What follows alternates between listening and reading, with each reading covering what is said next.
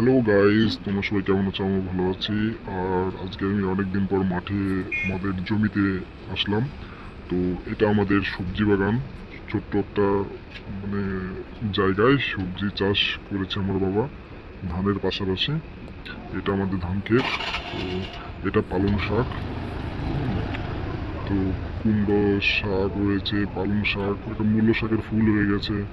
আর এটা দেখো আমাদের টমেটো টমেটো আর পাশাপাশি লঙ্কাও আছে। টমেটোতে ভীষণ পরিমাণে ফুল ধরেছে। আর ছোট ছোট টমেটো হয়েছে, কিছুদিনের মধ্যে পেকে যাবে।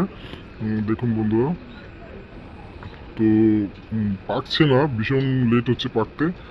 মনে হয় যে সময় পাকবে একবারেই অনেক টমেটো পেকে যাবে। একেবারে দেশি, এটা কোনো সার বা কীটনাশক স্প্রে করা হয়নি এখন অবধি। আর এটা আমাদের লঙ্কা গাছ, দেখো ছোট ছোট লঙ্কা গাছ হয়েছে, মানে লাগিয়েছি। আর শশা গাছও এখানে লাগানো হয়েছে। হুম। আর আমার বাবা এইখানেই 12টা ঘন্টা মাঠেই খেতেই থাকে এখানে।